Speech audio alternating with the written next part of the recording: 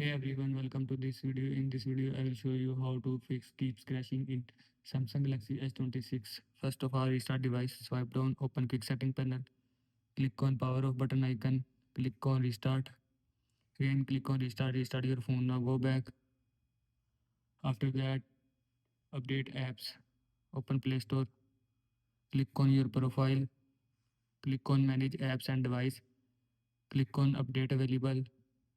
Here you will see update apps. Select app that you want to update. After selecting app, click on update. After click on update, selected app will be updated from your phone. Now go back.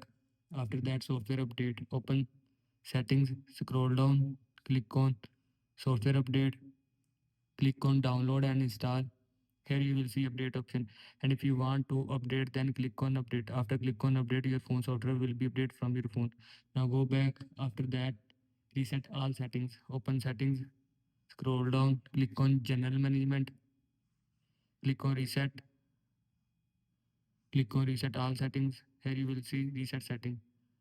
After click on reset settings, all settings will be reset from your phone. Now go back.